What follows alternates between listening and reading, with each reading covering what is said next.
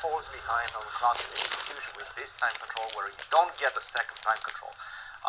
That's a big advantage that Hikaru is bringing to the table. We've seen that in 2023 as well, when he won it the last time he participated in this event. Fabiano, in today's game, he needs to be perfect in order to win this one. Clearing that security is getting tougher and tougher. It's also raining in St. Louis, so you know, maybe they're trying to find some umbrellas. They don't want to. Okay, Whoa! Sort of expected that. Play for a draw. Well, this is Hikaru's pet line.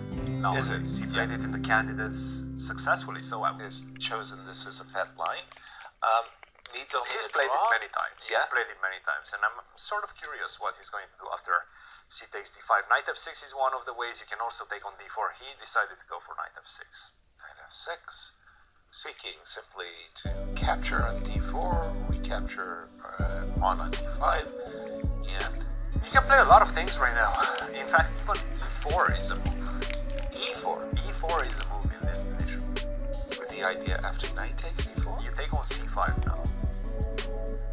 We have to be careful about that queen a4 double attack. So let's capture knight takes c5. You can take on c5, you can start with queen to a5, both of those ideas work.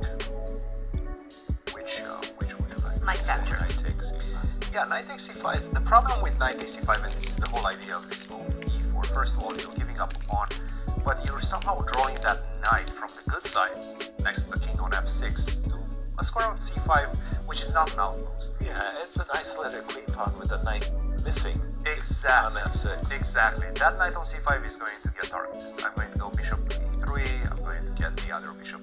Well, bishop on d4 potentially. Try to target what will probably be your short castle. That's my guess. And also, exactly how do you make that short castle? Because if you go g6 right now, that's a good way to resign. Right. On the spot after queen to d4. So you don't get time to do all of those things.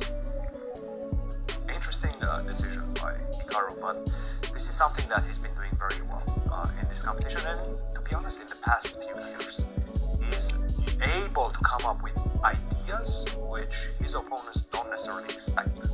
You convinced me that knight takes c5 is going to be a durable advantage for white for Fabi. Hence, queen a5 check. Queen a5, bishop to d2. Bishop to d2. And let's see, what did he play? Okay, he played knight c3. None of this is going to happen. No. Knight takes d5, most likely will come quite quickly.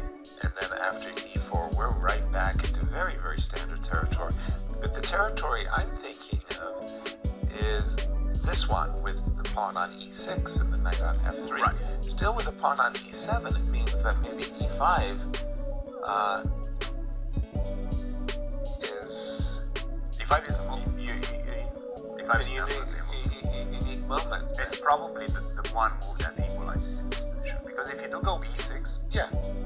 Which is very standard move, once again. I mean, I don't know. f3, and that's why he's not playing this e4 idea, because maybe e5. He knows specifically what's coming. Hikaru immediately capturing on d4 afterwards. So knight f3, intending to play e4, and again, this is we're right back in 1,000 different games. Bobby Fischer played this also as black, but because of the unique move order, Hikaru is trying to exploit. Queen takes d4. Hikaru is trying to make a draw. Of course, but he's trying to exploit his move order to make a draw as forcefully as possible. This makes a lot of sense. This is considered to give white a slight advantage, but it's one of those slight advantages in which if you don't make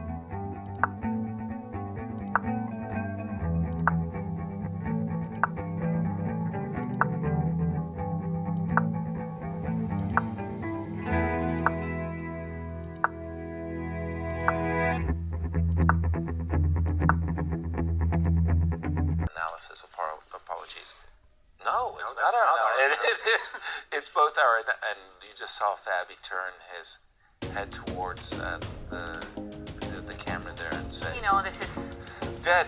This is is it. absolutely dead, this dead. match is not gonna continue because this is only gonna be a draw, which means loss in the match. Exactly. Rook a4, rook a3, rook a4, rook a3. That's absolutely You could move back and forth between A and some prize money. We were talking about it. $75,000, $15,000, $90,000 for a week and a half. So 2 weeks of work. Okay, I know he's a professional streamer, but But you know, it felt like there was a shaky start against Abhimanyu Mishra. Very shaky start because that match looked like he's gonna be eliminated. But then on, he was playing very well, just keeping advantage of winning games. yes, and he's gone for a completely different setup. He's played the move. Let me just see, A4 board. Okay, so he after King H3, A4, Rook C2, Rook D3, Rook C4, Rook D5, And we Rook see back. players repeating. Rook This d3. is gonna be it.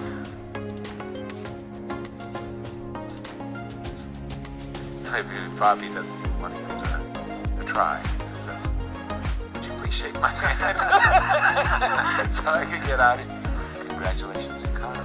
Very, The very 2025 impressive. American Cup champion. And he did it by winning a very good ending yesterday.